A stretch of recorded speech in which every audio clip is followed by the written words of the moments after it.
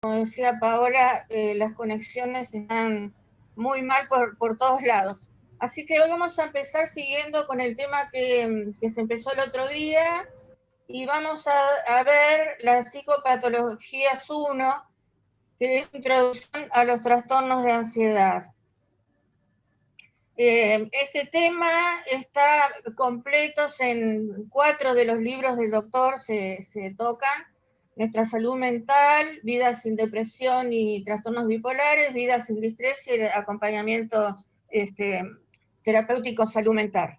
Así que este tema lo pueden encontrar sin ningún problema y los vamos a ir viendo sin profundizar, porque después se profundizan en los próximos cursos, en los cursos, en los cuatrimestres siguientes, mejor dicho, el curso es el mismo. Entonces, empezamos por lo que llamamos espectro de ansiedad-depresión. Todos sabemos lo que es, hablamos de espectro muchas veces. Pasala, por favor, Gisela, la otra. Según la física, es una banda, una imagen, consecuencias, dispersión de un conjunto de radiaciones. Eso es lo que se entiende por espectro en la física, porque vimos también, o vemos normalmente, que muchas veces, según la disciplina de que se trate, el concepto de la palabra va a ser diferente. Nosotros vamos a tratar esa banda de dispersión desde un conjunto de enfermedades o síntomas o trastornos que tienen en común el mismo origen. Hablamos de ansiedad, de lo cual ustedes ya tienen noción, se ha trabajado, que es una reacción-respuesta a una señal de alerta. Advierte a la persona del peligro, de un peligro inminente, de una amenaza. Entonces permite que la persona que siente esto pueda tomar medidas contra esa alerta que de alguna manera está sonando. La depresión se caracteriza por el estado de ánimo deprimido o triste, por una pérdida de interés constante por casi todas las actividades por un espacio de un tiempo prolongado. O sea que en este espectro nosotros vamos a ir viendo todos los trastornos que existen. Perdón, Alicia, disculpe un minutito. Gisela, es la tercera, es la anterior, porque le llega con delay a Alicia, entonces ella te dice siguiente y por ahí no cambió. Ahí está. Discúlpame, Alicia, porque estaba mal enfocada y no me podía conectar. Continúa, sí, porque Alicia. aparte no las veo, se me tapa también la pantalla con las personas que están esperando. Por eso prefiero tenerlo acá. Lo que nosotros vamos a ver son una serie de trastornos que empiezan con un trastorno de ansiedad, se acuerdan del miedo, que el miedo es ansiedad, y se van sumando otras series de trastornos y la última, entre comillas, digamos, sería un estado de depresión. Ahora vamos a ver que no es necesariamente que cada uno, que para llegar a la depresión haya que pasar por cada uno de estos trastornos. Pero sí, si no se tratan los primeros, por supuesto va a ser más factible de que cada vez, si se va agravando más la situación, la enfermedad o el trastorno sea más complejo y que pueda determinar llegar a un estado de depresión, que por supuesto ya sería un estado de una enfermedad que tiene que ser, en realidad todas tienen que ser tratadas por un médico especializado, atendidas, no darlos como que, bueno, esto es una fobia, no es nada, ya pasará, sino que darle importancia a cada uno de estos trastornos. Y empezamos por la ansiedad. Etimológicamente, el término ansiedad proviene del latín angor, que es una sensación de angostura, de apriete, de estrechez, y la raíz griega significa estrangular. Entonces se define como un estado de inquietud, agitación o zozobra del ánimo y de angustia que acompaña ciertas enfermedades. Si nosotros nos ponemos a mirar todo lo que es los trastornos del espectro ansiedad-depresión, vamos a ver que los síntomas son muy similares o se repiten con más o menos intensidad o frecuencia, pero que se parecen mucho. La ansiedad es una reacción-respuesta a una señal de alerta, advierte a la persona del peligro y de la amenaza, permitiendo a quien la siente tomar medidas como esas. Si ustedes se acuerdan, cuando estudiamos los 3 cerebros, que decíamos de las respuestas más primitivas frente a una amenaza, frente a un peligro, porque esa amenaza puede ser real o puede ser imaginaria también, se tomaba la posición de luchar contra eso o huir. Y algunas personas como que se quedan paralizadas en esa situación, no se resuelve, entonces el problema es mayor, porque no hace ni una cosa ni la otra. La otra, la que tiene el círculo, por favor, a ver si vamos bien con la que sigue. Sí. Entonces, los estados de ansiedad provocan un desequilibrio en todas las dimensiones de la persona. Es una vivencia, un estado subjetivo de alguna otra experiencia anterior, de algo que nos hubiera sucedido. Ahora, ¿por qué decimos de un estado subjetivo? Porque es de esa persona. No es que todo el mundo si está con un trastorno de ansiedad, sí los síntomas son similares, pero cada persona, cada una de esas personas los va a sentir en una forma particular, de acuerdo a toda su experiencia anterior, a todas sus vivencias. O sea que la consecuencia va a ser un estado de alteración que se denomina hipervigilancia. Es esa luz de alerta que nos hace quedar en ese estado de no saber para dónde acudir, para dónde ir, que no luchamos ni podemos huir, nos quedamos entonces como en un estado de paralización. La activación es parecida a la del miedo, aunque se diferencia por la falta de referente. Porque en el miedo sabemos a qué le tenemos miedo, siempre sabiendo que el objeto de nuestro miedo puede ser real, ¿no? Puede ser un perro, porque le tenemos miedo a los perros, o puede ser algo que nos imaginamos por algo que nos pasó. Entonces se reproduce, hay como una representación en nuestra mente, y eso hace que nos altere también. La hipervigilancia es el mecanismo que primordialmente la acompaña. O sea, es como si estuviéramos siempre con una luz roja, ¿no? Y que por ahí va cambiando a la amarilla, pero vuelve a la roja. O sea, constantemente está volviendo. Eso es un estado de hipervigilancia. Si en alguna oportunidad me pasó algo crítico, algo serio, alguna situación que me provocó mucho estado de ansiedad, es probable que frente a un hecho similar prenda esa alarma y se llegue a ese estado de ansiedad, que si lo pensamos, decimos, bueno, pero no es para tanto, no era para tanto. Si en alguna oportunidad se le incendió la casa al vecino y vinieron los bomberos, las ambulancias, una vez que se apagó el fuego, o que era mucho, o que era poco, lo que sea, pasó todo el peligro, a lo mejor esa vecina, cada vez que escucha a los bomberos o que escucha una ambulancia, se le desata ese estado de ansiedad que le provoca sufrimiento, porque es como que está reviviendo esa situación anterior. Seguimos.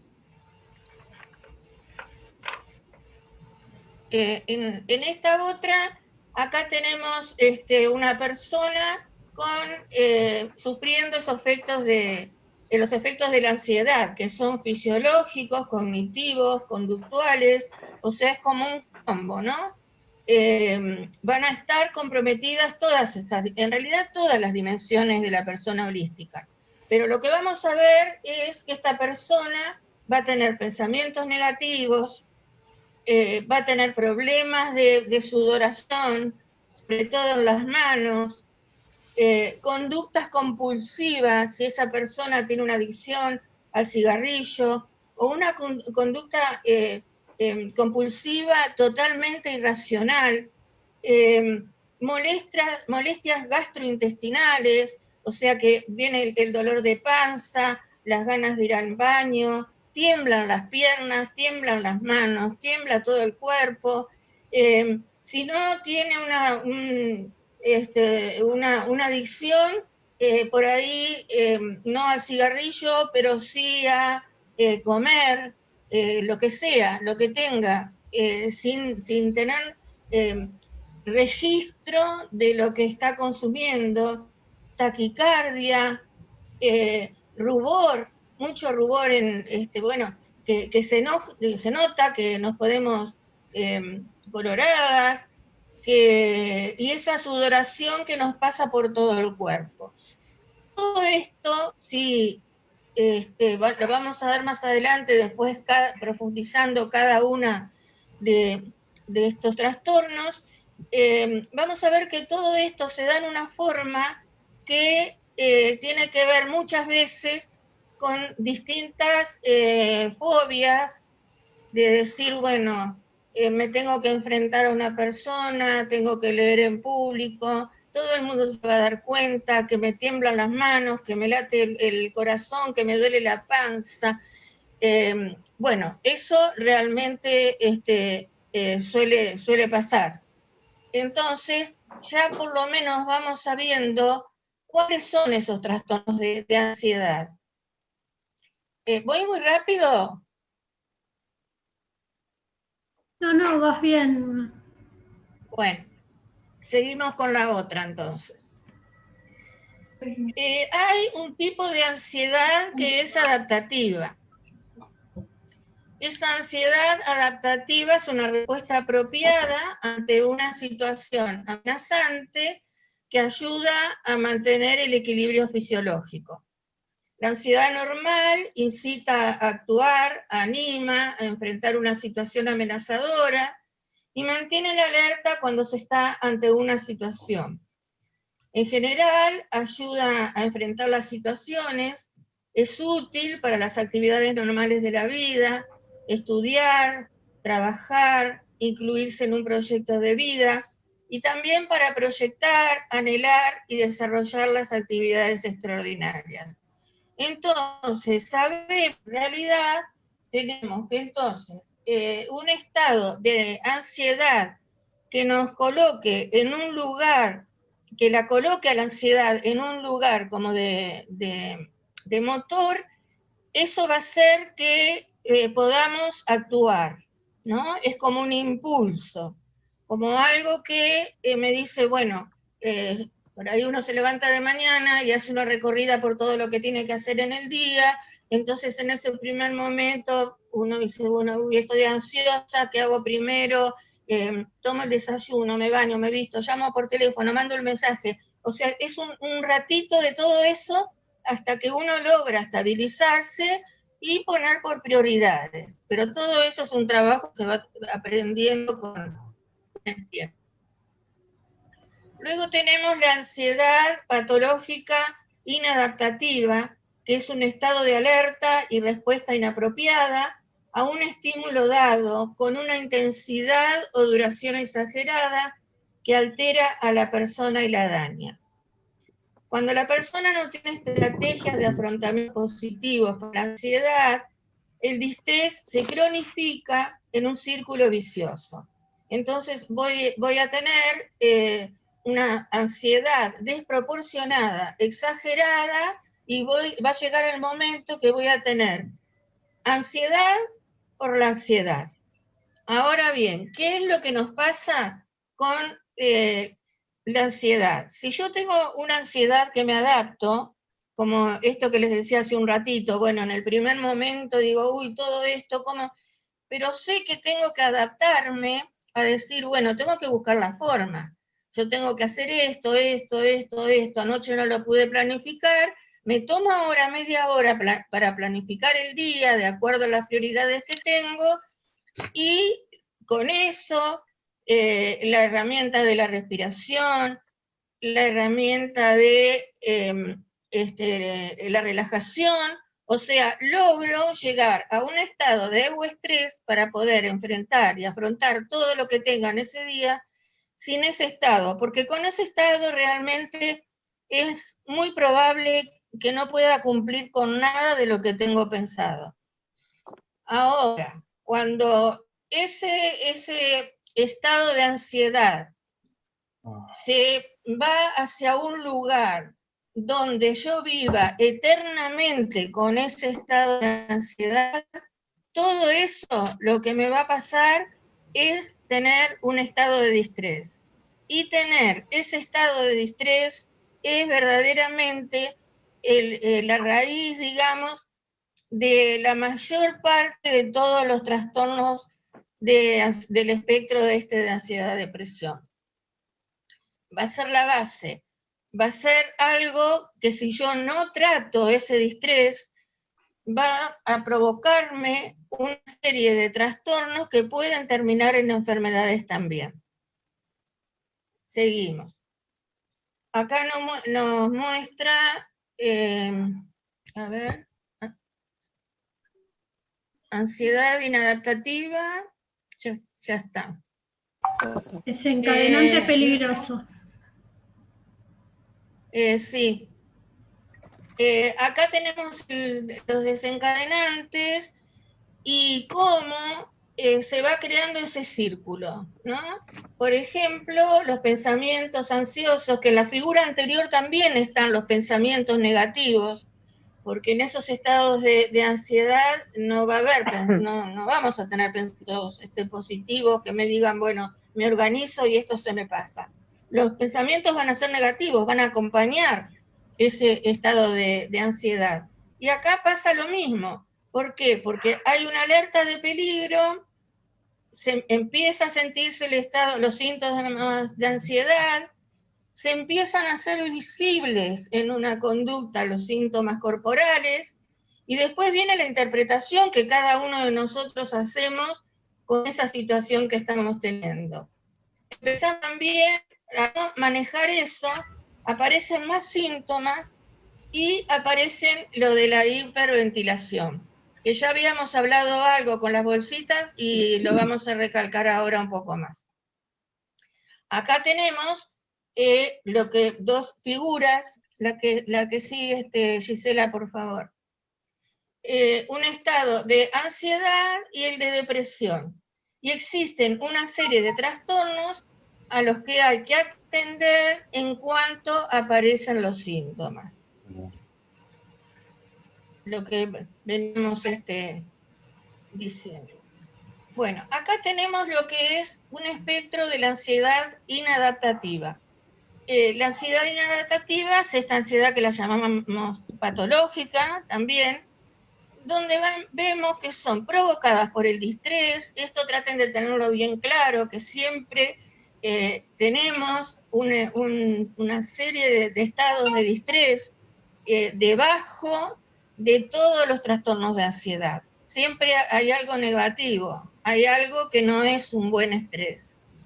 Entonces tenemos un estado de ansiedad generalizada, la ansiedad por hiperventilación, es cuando corremos, es como que nos corre el corazón, es como que lo sentimos como que si hubiéramos corrido una carrera, aunque estemos quietos, como que parece que se nos fuera a salir del pecho. Hay también trastornos de ansiedad que son causados por otras condiciones médicas. A veces por una enfermedad que ya se tenga, una comorbología, que hace que... comorbilidad. Comorbilidad, gracias Valeria, hace que se agraven también o se sientan más intensamente todos los que son trastornos de ansiedad. Fobias, el trastorno obsesivo compulsivo, la ansiedad por estrés agudo, ansiedad social o fobia social, lo que les decía hace un ratito, que es muy común, estado de pánico con agorafobia, el miedo a salir, el trastorno de estrés postraumático, que en este caso ya tendría una base por un trauma, algo que hayamos vivido, y que también necesita tratamiento, porque por más que uno tenga claro que estamos por alguna cosa que nos pasó, también necesita tratamiento, porque también, como cualquiera de los trastornos, si se cronifica, el problema va a ser más serio, y sí es posible que llegue a una depresión. El trastorno de pánico, la ansiedad anticipatoria, esa ansiedad de por qué, que me va a venir más ansiedad, que tengo ansiedad por algo que yo pienso que me puede suceder, nada más que porque lo pienso. ¿Por qué? Porque ese pensamiento es irracional. Si yo pienso que ahora cuando se salga a la calle, después de la cuarentena, todo el mundo va a ir repartiendo virus, por supuesto que voy a tener ansiedad a eso, que si salgo a la calle me van a tirar, no sé, virus como si fuera un corzo. Entonces, eso sí termina siendo un trastorno serio y puede también llegar a una depresión. Así que si pudiéramos hacer como un esquema de resumen hasta acá, podemos decir que la base de los trastornos de la ansiedad inadaptativa es el distrés, y que puede provocar cualquiera de estos trastornos, y que en general todos estos trastónicos son de buen pronóstico, siempre y cuando tengan un buen diagnóstico y un tratamiento bien hecho también, y que si el diagnóstico que esté hecho por un médico especialista, y que si medica, esté también bien medicado. Se supone que, bueno, cuando uno va a un profesional es porque le tiene confianza. Ahora, la responsabilidad no es solo del profesional. La responsabilidad también es de la persona, porque si yo voy y el médico es esto y esto, y tenés que hacer esto y esto y esto, y yo no lo hago porque no tengo con las manos, porque tomo una pastilla y después digo, ¿por qué voy a tomar? Mejor se me va a pasar solo. ¿Y para qué ir a tomar la pastilla? Y además, de sanar. Y a veces no alcanza solo con la red, que ayuda sin ninguna duda como complemento de cualquiera de los ítems del tratamiento que vamos a ir viendo. Así que un aplauso para la red Sanar. Las reacciones de ansiedad pueden ser provocadas por estímulos internos, que son esas alarmas internas que yo decía que a veces son imaginarias, emociones, miedos o pensamientos, ideas, imágenes, y estímulos externos que pueden ser situaciones o percepciones que yo tenga de una amenaza de peligro. Cualquiera de las dos cosas puede provocarnos un estado de ansiedad. Supónganse, ahora cuando no nos podíamos conectar, probablemente alguno de nosotros y todos estaríamos ansiosos. ¿Qué pasa si podemos arreglar la tecnología? Tenemos nuestros límites. Pero ese estado momentáneo, aunque el espectro de la ansiedad y el de la depresión son los dos mayores en orden a su prevalencia en salud mental, en la suma de ambos vemos que afectan alrededor del 45% de la población como probabilidad en algún momento de la vida. O sea que la mitad de la población ha tenido algún problema de ansiedad, y era de estos trastornos que hemos visto, ¿no? Partiendo desde el miedo a la ansiedad. Que cuando se van sumando y van creciendo, cada uno, si no se hace verdaderamente el tratamiento que se debe, por supuesto que como cualquier enfermedad o cualquier trastorno se va agravando. Si yo sé que tengo presión arterial, y un día me la tomo y está bien, y digo, ya no tomo más nada, ¿para qué voy a tomar? Por supuesto que la enfermedad va a ir para atrás, y probablemente se agrave, y con estos trastornos mentales pasa lo mismo. Ahora, acá hay que agregar la incidencia de algunas enfermedades médicas, y justo habla de la hipertensión, que pueden de alguna manera interferir también con otro, o agravar, o influir en los tratamientos. Accidentes vasculares cerebrales, cardiovasculares, muertes súbitas. O sea que por el hecho de decir es un trastorno, no es que sea menos importante que otra enfermedad. Hay que tratarlas. Entonces, otras enfermedades relacionadas con este origen, enfermedades médicas, pueden ser también el colon irritable, alteraciones psicosomáticas, o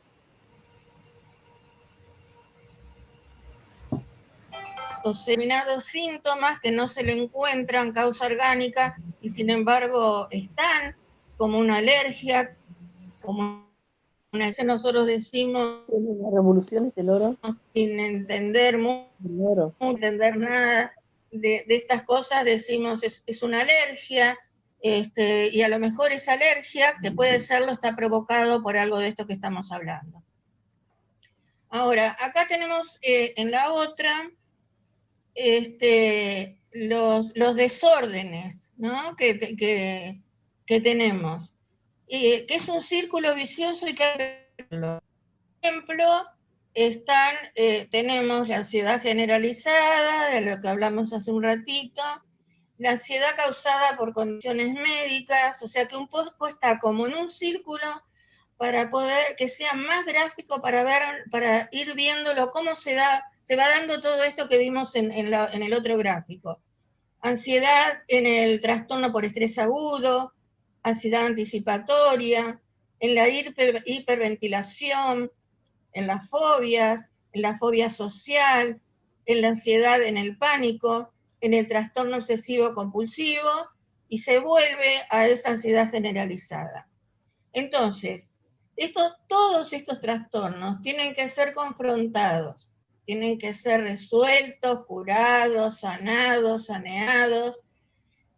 ¿Por qué? Porque si no, pueden hacerse crónicos. Y hacerse crónico algo es tenerlo para toda la vida, cuando puede en realidad evitarse. Además, a otros trastornos o a otras enfermedades, y terminar en este círculo vicioso donde el tratamiento puede, por supuesto, ayudar, y el tratamiento puede ser válido también, pero va a ser mucho más largo, más costoso, no hablo de dinero, más costoso en el hecho de seguir un tratamiento por mucho tiempo, cuando en realidad podría haber sido mucho más acotado. Acá tenemos algunos síntomas que van a ver como que se van repitiendo. Síntomas de la ansiedad, físicos, ya algo dijimos, palpitaciones, opresión en el pecho, temblores, hipersudoración, sequedad en la boca. Vieron que a veces uno se despierta a la noche que si tuviera que hablar parecería que ni podemos hablar por la sequedad de boca. Dificultad respiratoria, como un dolor en la boca del estómago. También síntomas psicológicos, inquietud interior, desasosiego, inseguridad, un presentimiento de la nada, tener temor a perder el control, a la muerte, a la locura, al suicidio. Estos últimos temores se dan con mucha frecuencia, sobre todo a perder el control, a la muerte y a la locura. Las conductas es ese estado de alerta y de hipervigilancia.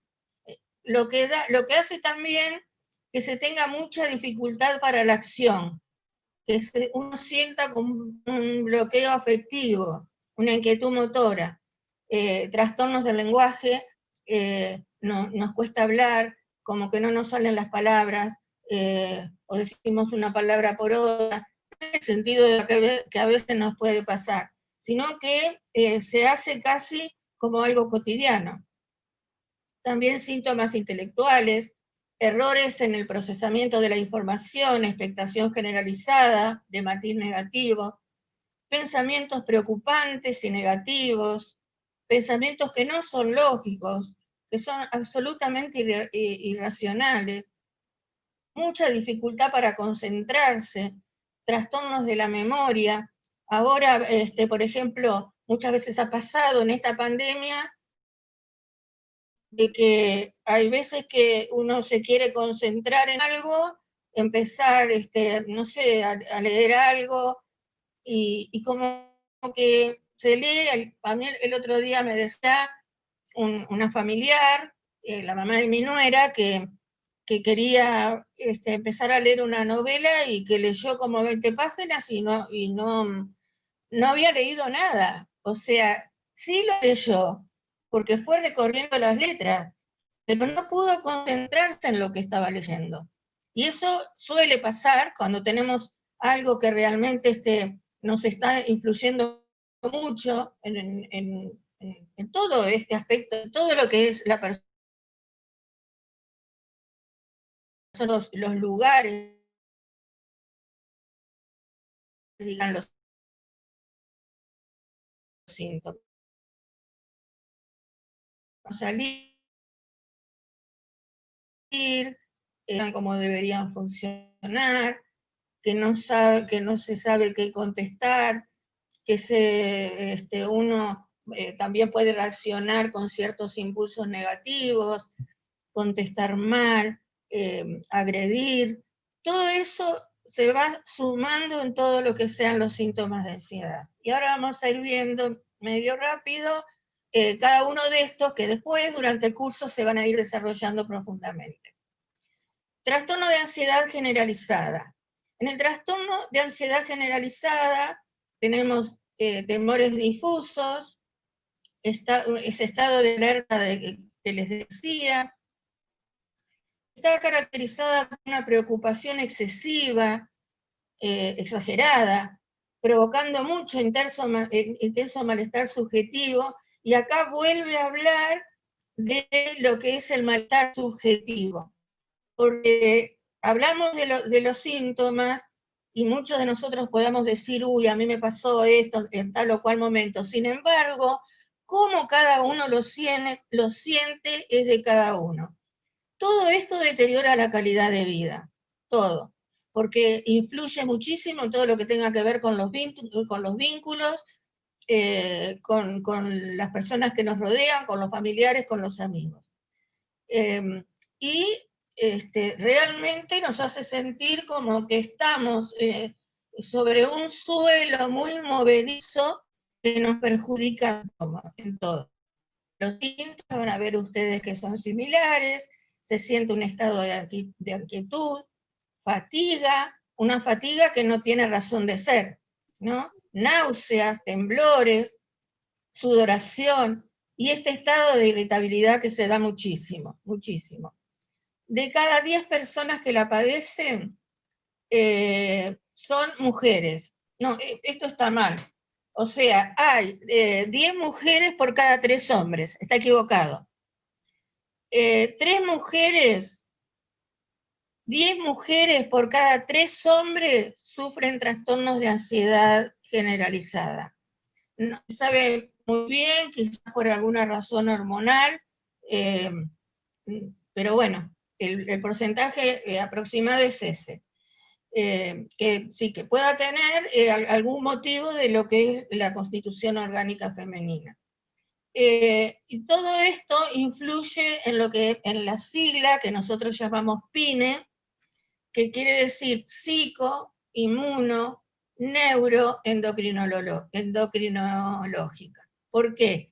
Porque tiene incidencia en lo psicológico, en lo inmunológico, en todo lo que sea mental, y en todo lo que tenga que ver con las glándulas. Entonces, fíjense que esto, que puede derivar un trastorno de ansiedad generalizada, puede derivar en algún otro trastorno bastante serio. Porque si bajan las defensas, como solemos decir normalmente en lo cotidiano bajamos las defensas, por un estado de ansiedad así puede bajar las defensas. Y si nos bajan las defensas, es una puerta abierta a cualquier infección que uno pueda tener.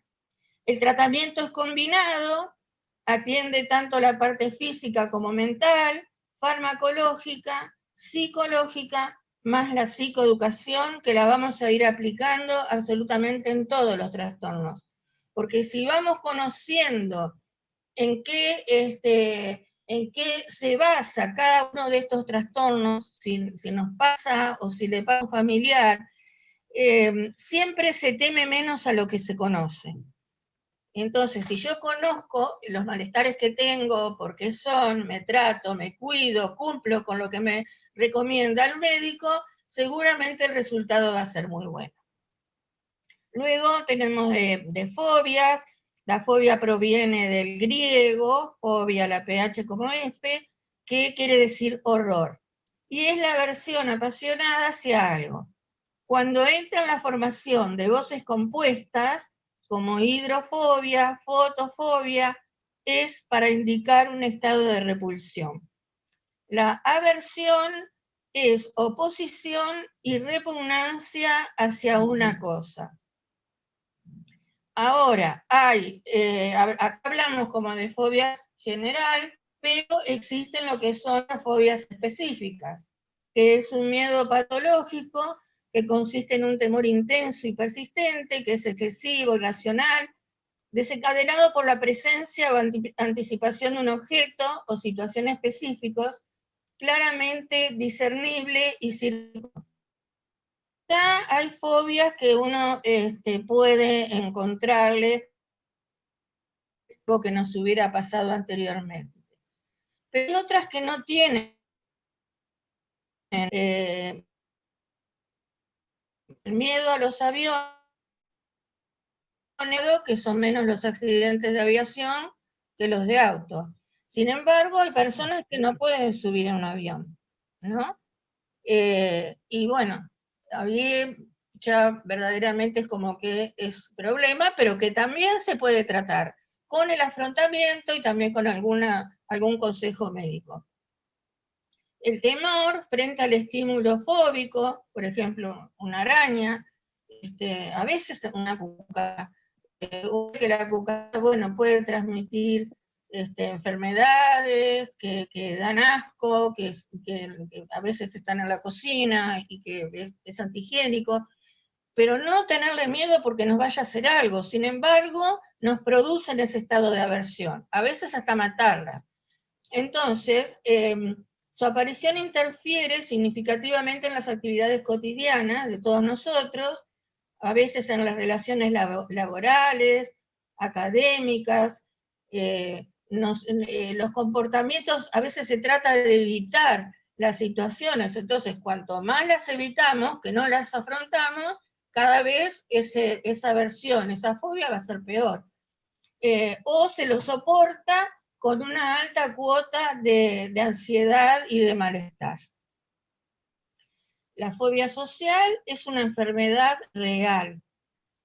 A veces nos puede llamar la atención porque decimos, bueno, pero si es una enfermedad son reales.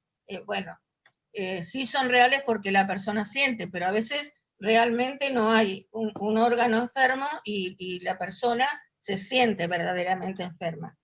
Ahora, la fobia se puede tratar con psicoterapia, también con farmacología o farmacoterapia, siempre por supuesto, recetadas por un médico. Preocupa mucho la posibilidad de avergonzarse frente a los demás, lo que tiene que ver con la fobia social. Su temor puede ser tan fuerte que le impide hacer tareas cotidianas. A veces hay personas que están exagerados que no pueden ir a enfrentarse en un negocio, a decir buen día y a decir lo que quiere ir a comprar. Puede ser que tenga dificultad para hablar con los demás en el trabajo o en la escuela. Puede ser que le preocupe sonrojarse o estremecerse en presencia de los demás. Esto es muy común.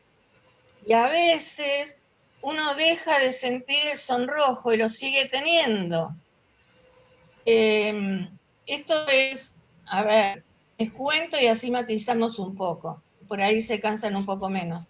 A mí solía pasarme eso, y yo me sentía que se me incendiaba no solo la cara, que me incendiaba toda. Y bueno, lo fui venciendo, y un día, esto fue dando una psicoeducación en nuestro instituto de acá de Morón. Estábamos, bueno, yo qué sé, nos conocíamos todos y todo, y sería dando este tema, no me acuerdo. Yo les digo, yo ahora estoy feliz porque no me pongo más colorada. Y todos empezaron a reír, pero yo no lo sentía el rubor. Así que seguí tan tranquila. Después de eso, chica, no sé si me pongo no colorada y ahora como no me ve o no se nota, no me hago demasiado problema. Así que, bueno, con el afrontamiento sabemos que esto se puede mejorar. Después las fobias más comunes tienen una cantidad de nombres, a los lugares abiertos, a los cerrados, a viajar en avión, a las alturas, a los túneles, a las enfermedades, a las agujas, al dolor. Estas serían las más comunes. A los ascensores es una de las más comunes. Hay personas que se suben la cantidad de pisos que se tengan que subir o no van a un determinado lugar porque no pueden subir escaleras por alguna situación y verdaderamente no van a ese lugar por no subir al ascensor. Y después hay otras más raras, por ejemplo, a las alfileres y agujas se llaman velonefobia, cromofobia, a los colores, a las plantas, a la ropa, a los pájaros y a las plumas, por ejemplo, hay mucha gente que tiene. A escribir, por ejemplo, escribir adelante de otra persona, y por ahí es una persona que tiene buena letra y que escribe bien, y si tiene que escribir adelante de alguien, no se le entiende nada. Y no es porque sea su tipo de letra, sino porque tiembla. O que van a firmar a un banco, a registrar una firma, y de pronto se firma un documento y te dicen, no, pero esta no es la firma, y van a comparar con la otra y no tiene nada que ver porque firmar adelante de otras personas pasa eso. Así que bueno, como ven, fobias hay muchas y con nombres. Hay más de 17.000 tipos de fobias. Así que no vamos a pensar en las 17.000, las más comunes son estas que generalmente nosotros vemos en personas y que a veces en realidad lo tomamos un poco a broma. Aparece capaz que una laucha y todo el mundo se sube en una silla, y se pasan las películas y a veces en las casas también. O sea que eso es más común, pero más difícil también de poder tenerlas, ¿no?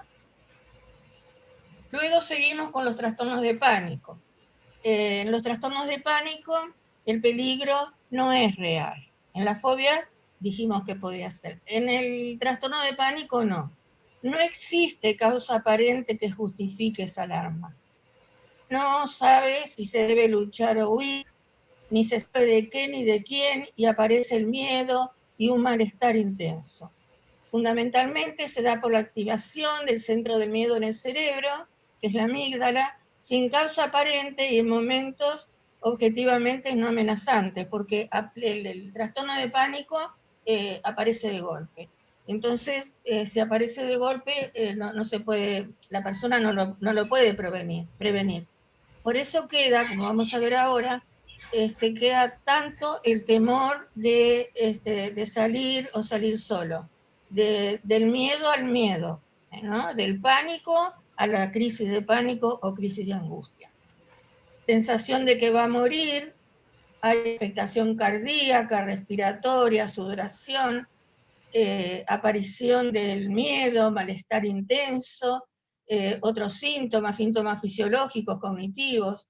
Entonces, bueno, cuando este trastorno sucede más de una vez en un mes, en 3 meses, decimos que ya no es un episodio, que esto ya se terminó en un trastorno que está cronificado.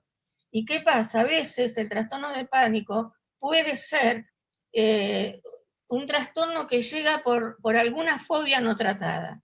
Entonces, por eso es tan importante poder tener claro que, aunque a las fobias no se le dé gran importancia, la tiene. Porque si se van sumando a una fobia que se tenía, después otra, como una cierta tendencia, por supuesto que se llegará a un trastorno de pánico.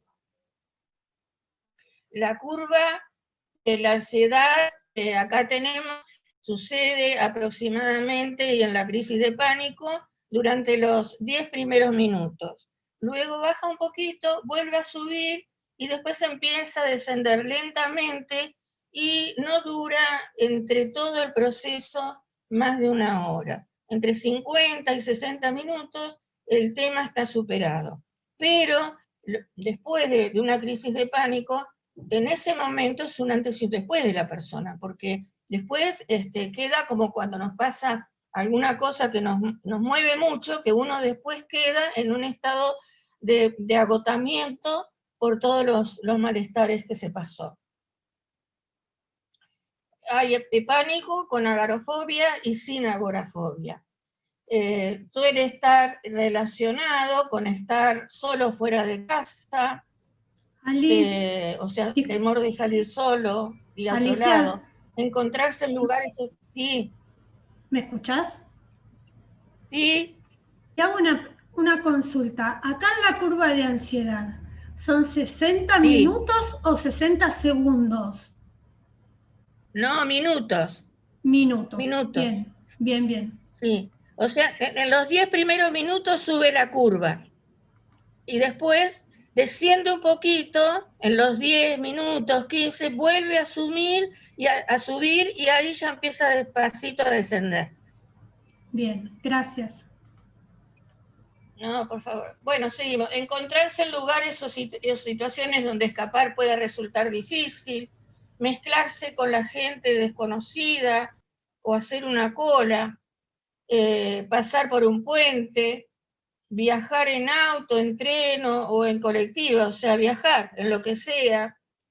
Y los temores es por no disponer de ayuda en el caso que aparezca la crisis de pánico o crisis de angustia con agorafobia.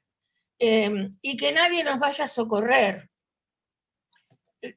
La verdad que tiene que ser una sensación muy traumática verdaderamente para animarse a salir y pensar que me pueda pasar algo y que no va a haber nadie que me pueda ayudar, ¿no?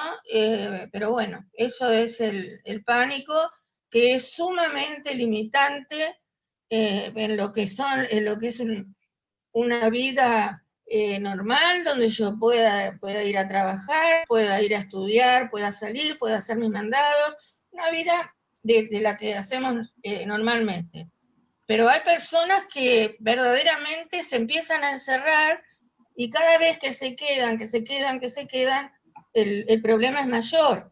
Y es uno también de los temores que se pueda llegar a tener el aumento de estos trastornos una vez que pase la cuarentena.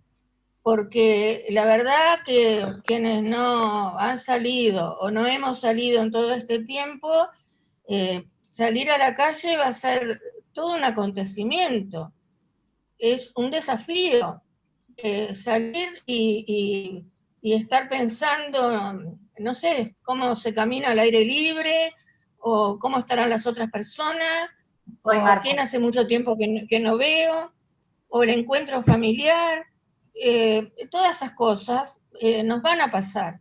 Entonces, si nosotros podemos ir sabiendo, ir aprendiendo, ir internalizando todas estas cosas que vamos aprendiendo, nos va a ayudar a enfrentar mejor todas las situaciones y a poder salir bien de todo esto. Así que a tenerlo en cuenta. Luego tenemos el trastorno obsesivo-compulsivo, que son obsesiones o compulsiones. Obsesión y compulsión son dos cosas diferentes, que generalmente también provoca muchísimo sufrimiento.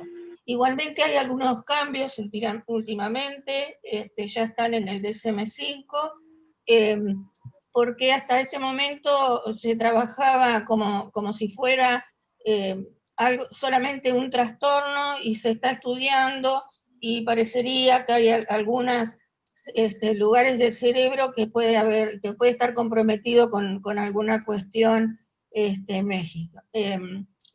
psiquiátrica, ¿no? de todo lo que tiene que ver con el cerebro. Las obsesiones son sucesos mentales perturbadores o intrusiones en el pensamiento que se presentan como imágenes, ideas, rumiaciones, son espontáneos, provocan ansiedad y malestar en quien los padece. Pero la diferencia con la compulsión es que la compulsión son acciones mentales que no puedo dejar de hacer para seguir con mi vida cotidiana, con mi trabajo, con lo que sea. Y acá siempre hablamos de esto porque decimos, si yo tengo una obsesión o yo tengo TOC. Y la verdad que no es tan sencillo que nos diagnostiquemos nosotros como si tuviéramos TOC, porque hay muchas películas y obras de teatro, seguramente ustedes han visto, y a veces causan gracia, pero provocan mucho dolor. ¿Por qué? Porque yo puedo tener una compulsión de decir, no, antes de salir a la calle, yo voy a dar 10 vueltas alrededor de la mesa. Y las tengo que dar, porque si no las doy, seguramente cuando vaya a la calle, o me va a atropellar un auto, me van a asaltar, me van a, no sé, a pegar, me van a secuestrar. Entonces hay que dar esas 10 vueltas alrededor de la mesa. O tener la alacena clasificada, las latas con esto, o en el placar, como pongo las perchas y la pongo con la curva para adelante o para atrás, cosas de ese tipo, pero como compulsión, que no puedo dejar de hacerlas porque pienso que si no las hago, algo me va a pasar. Es distinto a la obsesión que uno tenga, entre comillas, decir, bueno, antes de salir, miro si cerré bien con llave, a veces después de cerrar con llave, toco la manija de la puerta y la muevo y me doy cuenta que sí. Hay cuidados a veces un poco exagerados, también ahora con la cuarentena, ¿no? La higiene y el lavado de manos, antes, después, y cada cosa que hacemos ir a lavarnos las manos, pero hay personas que no pueden dejar de lavarse las manos 20, 30 veces y que tienen enfermas la piel, las manos, que se lastiman verdaderamente de tanto que se lavan y a veces con detergentes fuertes y cosas fuertes que provoca todas esas cosas. Y acá también tenemos el círculo vicioso del TOC. Las obsesiones, la ansiedad que tengo por esa obsesión, a esos rituales compulsivos, como dar la vuelta alrededor de la mesa, que si yo las doy, si las da la persona que tiene TOC, se va a sentir aliviada antes de salir. Pero seguramente le va a volver, porque la única forma que tiene para poder superarlo, hasta que no consulte, es dar las 20 vueltas alrededor de la mesa. Y por ahí a uno dice, pero qué locura. Pero yo creo que si todos pensamos en alguien con este tipo de cosas, verdaderamente lo hacen, lo tienen que hacer, sin tener una razón. Lo hacen por el miedo que le provoca no hacerlo y que le pase algo. Bueno, acá tenemos todos los tipos, voy a leer nada más porque si no, no terminamos. Los que lavan y limpian, los verificadores, eso de la duda, de ir y venir, llegar a la calle y volver a subir, se va a la calle y volver a entrar. Los acumuladores de basura, de ropa vieja, de partes de artefactos eléctricos rotos. Esto, cuando yo lo leía, me acordaba de a veces cuando uno tiene la casa grande y tiene ese galpón que todo va a parar ahí, el día que uno lo va a acomodar, encuentra cualquier cosa que no sirve para nada, para nada. Sin embargo, cuesta muchísimo agarrar y tirarlo. Pero bueno, cuando esto es exagerado, ya es un problema serio. Después los ritualizadores mentales, obsesivos puros, que tratan de neutralizar sus pensamientos con los rituales que hacen. Y ahí tienen, que no sé si la ven, una señora que está en su consulta psiquiátrica, parece que es psicoanálisis porque hay un diván, y está con una aspiradora y dice: no me voy a sentar ahí a que hable de mis problemas, a que no arregle todo esto, doctor. Está limpiando el consultorio. Bueno, creo que esto, por lo menos a mí, este trastorno no me iba a pasar. Pero bueno, lo que quiere mostrar son las exageraciones que a veces hay con estos temas. El trastorno de estrés postraumático, como el título lo dice, es un trastorno después de un trauma. Puede afectar a cualquier persona y a cualquier edad. A los niños también les puede pasar. A veces pasa no porque el trastorno nos hubiera pasado a nosotros personalmente, sino porque hubiéramos visto una situación traumática. Entonces, ese trastorno también hay que tratarlo, y hay que tratarlo lo antes posible, porque si se deja para más adelante, como que se va a ir solo con el tiempo, que el tiempo lo cura todo, esto se agrava y sí puede haber una depresión y sí puede haber cualquier otro tipo de trastorno. Es una enfermedad médica que hay que ser tratada como corresponde. Después en la otra hay una serie de figuras donde nos muestra algunos de los trastornos de estrés postraumático. El insomnio, a veces la hipersomnia también, un estado de tristeza permanente, el comerse todo o no comer nada, o sea, trastornos de la alimentación, estados de furia, de enojo, de ira, de gritos, pensamientos aterradores, pesadillas, dolores en cualquier lugar del cuerpo, una persona que culpa permanentemente, que está culpando a otros, sea de lo que sea, no solamente del hecho traumático, sino de lo que sea, es echar la culpa afuera, siempre a otros. El aislamiento, el no querer hablar con nadie, el no estar con nadie. Bueno, acá falta poquitito sobre la depresión. El término procede del latín, que quiere decir hundir. Es una enfermedad mental que produce la alteración del estado de ánimo. Es un estado de ánimo deprimido. En el sentido estricto, es un desequilibrio emocional con el consecuente quebrantamiento de la voluntad. Y ni que hablar del quebrantamiento de todas las bases que tenemos en la Red Salán, de la persona holística, de poder afrontar todas las situaciones, de ser el herido. Es un herido casi permanente. En la depresión, la persona afectada se siente hundida, aplastada, con un peso sobre su existencia, y que le implica cada vez más el esfuerzo de vivir en plenitud. El núcleo común a todos los enfermos depresivos es el quiebre de la vitalidad. O sea, es esto de estar hundido, ¿no? De estar hundido y que no se tiene, no se pueden hacer proyectos, no se tiene ganas de nada, aunque a veces hay tipos de depresión que la persona es exageradamente activa. Pero bueno, eso, por supuesto, el diagnóstico tiene que ser hecho por un médico. Para tener en cuenta, la depresión es una enfermedad grave, debe ser siempre tenida en cuenta, incidencia superior al 15% de la población. Ya se decía que el siglo XX la pandemia iba a ser la depresión. Bueno, debe estar acompañada esta pandemia, porque cuando termine todo esto veremos cómo están las cuestiones de la salud mental. Provoca intenso dolor y sufrimiento, puede llegar a matar a quien la padece por una acción suicida o por omisión, y la depresión agrava siempre el riesgo de que pueda haber una conducta suicida.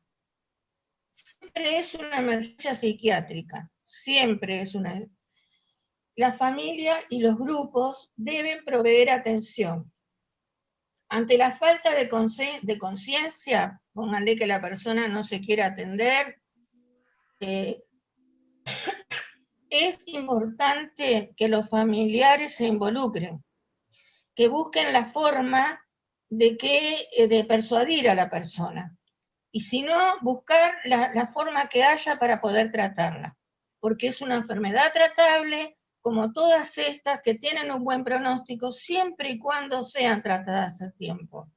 Si es algo verdaderamente más complicado, por supuesto que el médico tendrá que explicarlo al enfermo o a su familia, y que alguien se haga cargo de esa persona. Se considera que la consulta y el tratamiento puede llegar a ser una mala praxis si es un mal diagnóstico también. Perdón.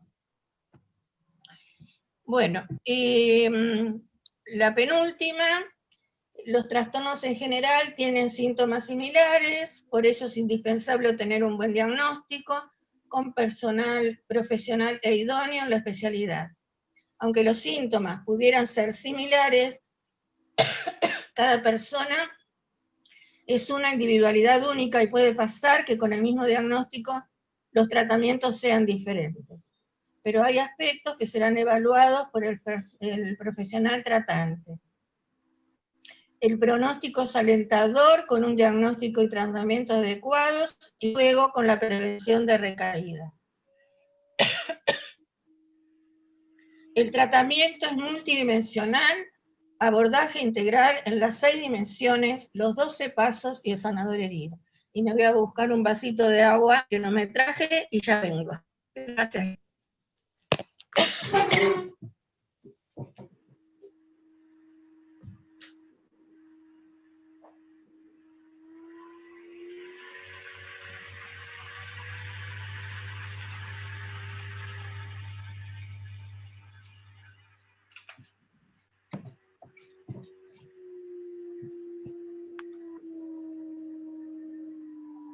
Bueno, acá estamos.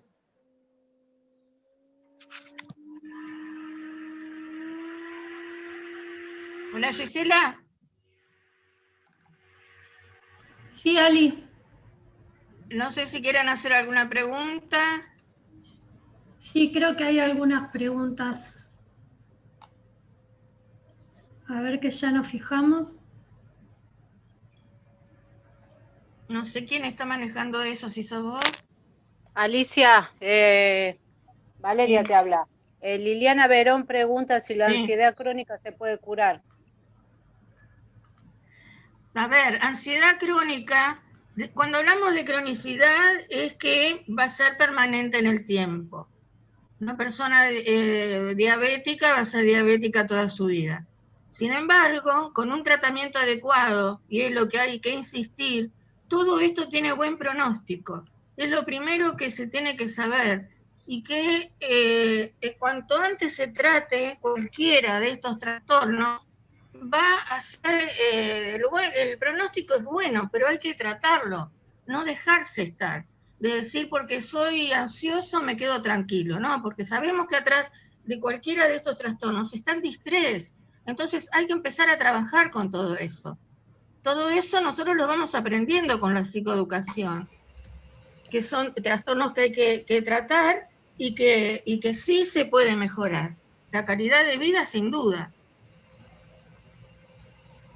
Alicia, ¿la fibromialgia viene por el distrés o porque uno tuvo una depresión? En realidad está ligado, ¿no? Pero o tuvo una depresión crónica y no la pudo resolver.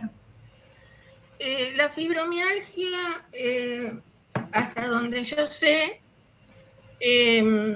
no está todavía muy aclarado qué es lo que pasa.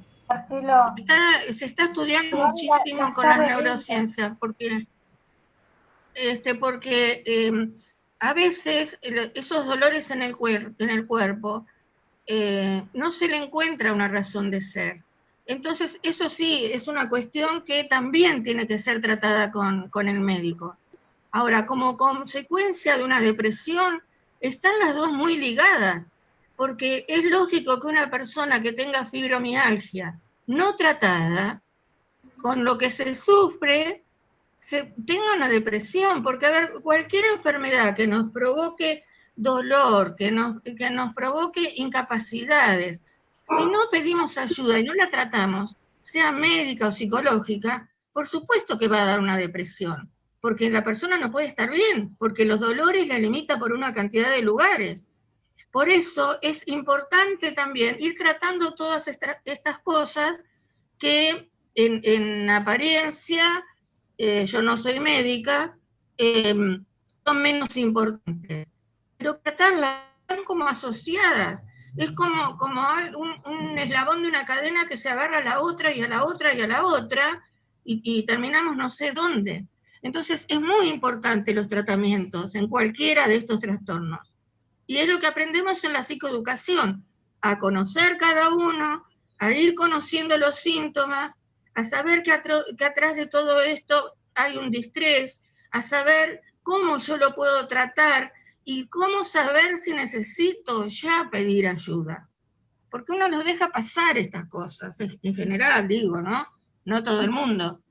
Y lo otro es que muchas personas se resisten al medicamento psiquiátrico y se resiste al psiquiatra todavía, ahora no tanto, pero no hace tanto tiempo a esta parte que las personas se animan a decir, ¿no? Así que es un tema de prevención, y la forma de prevención es esto que estamos haciendo. ¿Y el trastorno límite de la personalidad entra dentro de este aspecto de ansiedad-depresión? No, el trastorno límite de la personalidad es como lo que se llama también borderline, que es un trastorno de personalidad más serio. Es un trastorno, ahí sí que se necesita tratamiento médico. No es un trastorno de decir, ya está, digo, ahí se necesita el tratamiento médico. El tratamiento. ¿Alguna otra? Hola, Alicia. Sí. Karina Rojas dice, para saber si uno necesita tratamiento o medicación, ¿primero debe ir al psicólogo o se puede ir al psiquiatra según los síntomas? No, yo diría que, a ver, acá hay que hacer una división, porque depende, ¿cómo dice al principio? A ver, léela de nuevo, Antonio. Dice, para saber si uno necesita tratamiento o medicación, ¿primero debe ir al psicólogo o se puede ir al psiquiatra según los síntomas? Bueno, si esta persona piensa que necesita medicación, vamos al psiquiatra. El psiquiatra tendrá que hacer una evaluación, un diagnóstico, y si ve que necesita, lo derivará al psicólogo. Y sí, muchos psicólogos a nosotros nos mandaban a la red. Así que hay que verlo. ¿Está el doctor por ahí? Está el doctor acá, está el doctor. Preguntas y respuestas al doctor. Acá está el doctor. Sí. La pregunta era si se iba primero al psiquiatra o al psicólogo. Repito la pregunta completa. A ver. Para saber si uno necesita tratamiento o medicación, ¿lo primero debe ir al psicólogo o puede ir al psiquiatra según los síntomas? Bueno, el psiquiatra es médico y la medicina está primero, cuerpo y alma, es decir, el cuerpo y el alma todos juntos. El psiquiatra después lo va a derivar, si considera oportuno un tratamiento farmacológico, y después de eso lo va a derivar al psicólogo. La fibromialgia es siempre una depresión mal curada, que comienza con ansiedad, termina con agotamiento Y el agotamiento en la fibromialgia se da a nivel de la placa neuromuscular. Es decir, la fibromialgia no es más que un cuadro depresivo puesto en el soma, es decir, en el cuerpo. ¿Dónde? En la fibra muscular. Y si no se actúa rápidamente con el agotamiento de la contractura y del dolor en los primeros tiempos, el dolor se hace crónico y después cuesta mucho tiempo o quizás nunca, porque se hace crónica la fibromialgia y después va a quedar con dolor durante mucho tiempo o toda la vida. Por eso la rapidez de acción en la fibromialgia siempre es farmacológica, primero, y después será psicológica o cognitivo, y psicológica y cognitivo, y psicoeducación y todo lo demás. Pero el fármaco es siempre rápido y efectivo, y en etapa aguda previene la cronicidad y el dolor crónico.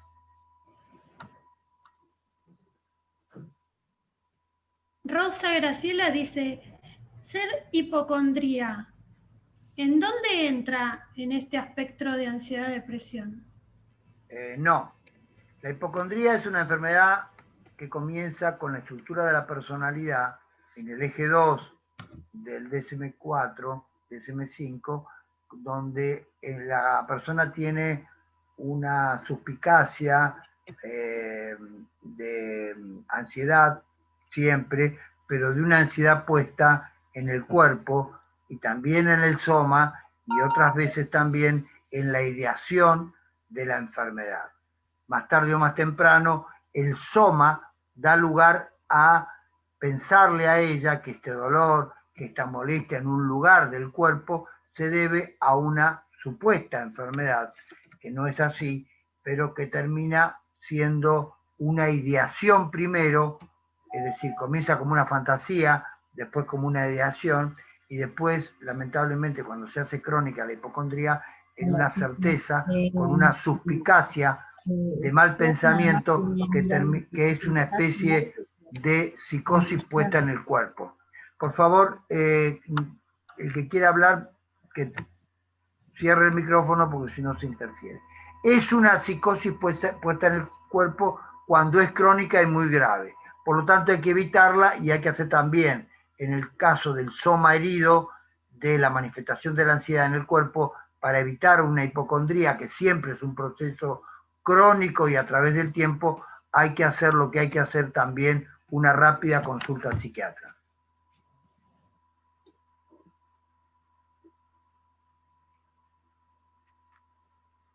Maggie nos dice, ¿cómo se puede reconocer una depresión posparto? Bueno, la depresión posparto es una depresión que es un evento, es una tormenta de neurotransmisores en verdadero conflicto dentro del cerebro, que producen una serie de síntomas, muchos de ellos delirantes, y que acompañan a la depresión con delirio, y en un caso grave que hay que intervenir rápidamente y actuando sobre los neurotransmisores, serotonina, dopamina, noradrenalina, ácido glutámico y otros, y sedarlo para la paciente, y por otro lado, neuroleptizarla, es decir, permitirle a través de neurolépticos de última generación estabilizarla, sedarla, y el sueño es el gran reparador de las psicosis cíclicas o de las psicosis puerperales, posparto, que se dan al segundo o tercero, séptimo o noveno día, o a los 16 días o a los 32 días de un parto normal, y que puede haber tenido una personalidad previa o una historia de bipolaridad previa en la familia o no. Pero lo cierto es que yo he visto muchos cuadros de psicosis puerperales en pacientes con antecedentes de alguna monopolar depresiva o bipolar con manifestaciones, excitaciones y depresión a la vez, en personalidades previas de la familia. Y la parturienta en el parto, sin medir ninguna antecedente previo o tener un embarazo con mucha ansiedad, debuta al segundo o tercer día con un cuadro de psicosis puerperal. Es un cuadro agudo, pero no grave. Puede ser grave y hasta mortal si no se lo trata, pero si se lo trata rápidamente, hoy la medicina y la ginecología la reconocen a la psicosis puerperal y rápidamente llaman al psiquiatra. El psiquiatra con un goteo de neurolépticos o sin goteo, depende cómo está la vida electrolítica de la paciente, con suero, porque muchas cuando tienen el momento de la psicosis puerperal están con pérdida salina, de cloro, potasio, oligoelementos, minerales, y entonces hay que también perfundirla con suero y además medicarla con neurolépticos. Es un cuadro dramático, pero de buen pronóstico en la medida que se puede manejar con un psiquiatra idóneo.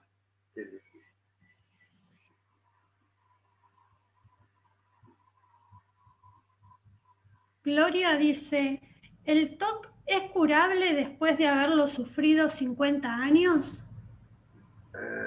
¿Quién pregunta? Gloria Cortés. El TOC, hay distintos tipos de TOC. Hay TOC agudos, que deben ser abordados rápidamente. Hay TOC crónicos, que muchas veces son secuelares. Hay TOC contaminados cuando son crónicos y se contaminan con aspectos de la personalidad, generando obsesiones. Y hay TOC graves con compulsiones que remedan cuadros, por ejemplo, de limpieza, de misoginia, que se tiene que lavar las manos varias veces en el día, o tienen miedo a situaciones que tienen que ver con la contaminación en general, y cuando son crónicos requieren mucho más tiempo de tratamiento.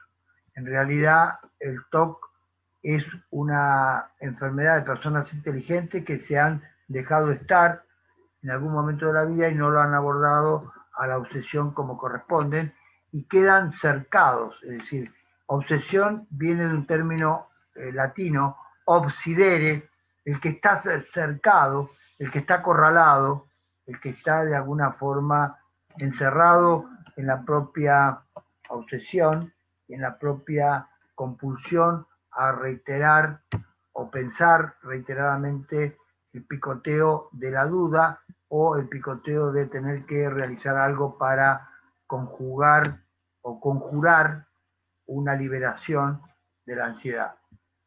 Son cuadros que hay que combinar fármacos, son cuadros serios que algunos son de buen pronóstico, otros requieren más tiempo. En general, es decir, se los confunde con cuadros de déficit cognitivos o con cuadros también de esquizoidía. Cuando se complica con esquizoidía son más graves todavía, pero en general es un cuadro para un psiquiatra experimentado. No es para cualquier psiquiatra un cuadro de TOC, sobre todo cuando es crónico, cuando ha transcurrido 50 años.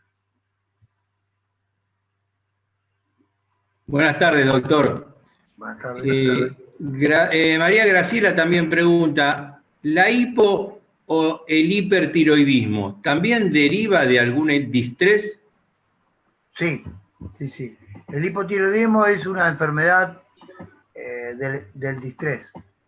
El distrés libera corticoides, CRH, lo vimos en la clase pasada de los jueves.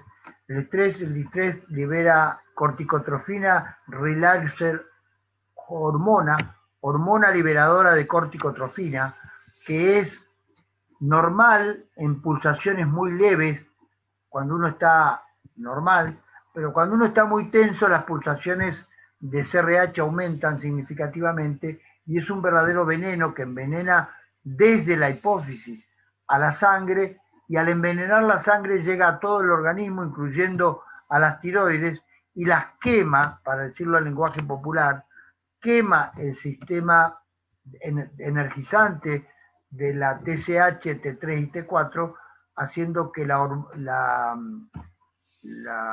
órgano, la tiroides, no produzca hormona tiroidea en justa medida, y al estar quemada, para decirlo en términos comunes, la pone primero en estado disfuncional, que puede ser reversible cortando el estrés. Por ejemplo, reversible cuando uno corta el estrés con antidepresivos. Al actuar los antidepresivos a nivel de la hipófisis y de la liberación de corticotrofina hipofisiaria nociva, los antidepresivos bloquean el CRH y liberan la tiroides para no ser quemada. Pero muchas veces el distrés continúa, las personas, sobre todo mujeres, no consultan en tiempo y forma, siguen con ansiedad, siguen con estrés, siguen con sufrimiento, siguen con padecimientos de tipo de ansiedad, de angustia o depresivos, y con el tiempo se expone a la tiroides. Es como que yo puedo tener una carga tensional de 220 volts que me permite tener la computadora, la heladera, el calefactor, la licuadora funcionando. Pero si yo le mando 280, me va a quemar la heladera, el calefactor, la computadora o la licuadora. Es decir, si yo le mando exceso de CRH, me va a quemar la glándula y esto va a incidir en la producción disminuida de hormona que va a provocar hipotiroidismo. Es uno de los mecanismos del distrés más frecuente, el hipotiroidismo. Por eso cuando una mujer está en distrés, o también un hombre, porque también le pasa a los hombres, pero más a las mujeres, cuando una mujer, si quiere proteger no solamente la tiroides, todo su organismo tiene que clavarse un antidepresivo, porque los antidepresivos son anti-CRH y no es un ansiolítico que no para la tensión del anti-CRH como lo paran los antidepresivos. Los antidepresivos son específicamente anti-CRH y por lo tanto protegen la tiroides y el resto de los órganos de la acción deleteria y de la acción tóxica y venenosa del CRH.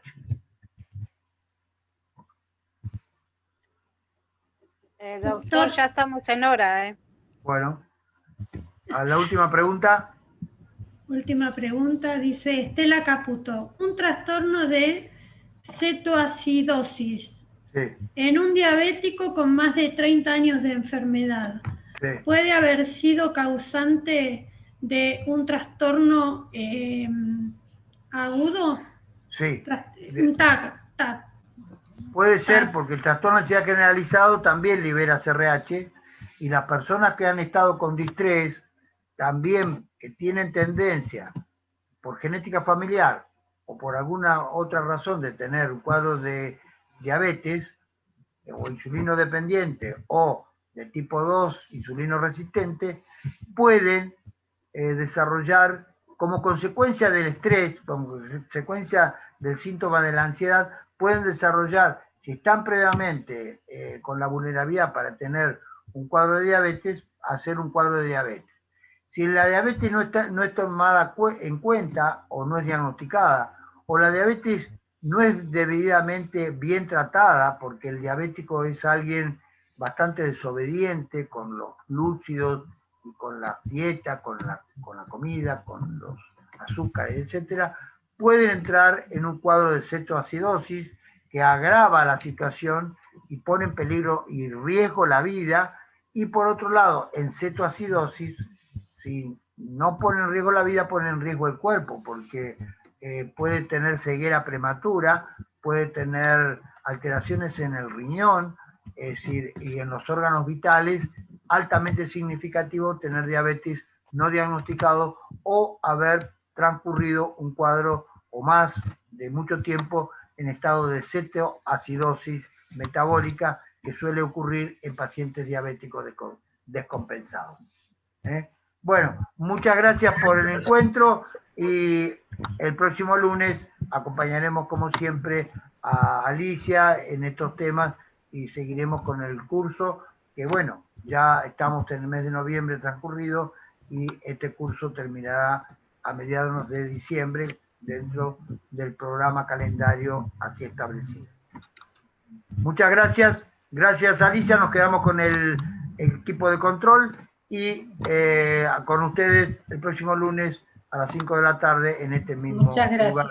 Muchas gracias. Muchas gracias. Chao, chao. Chao, chao. A ustedes.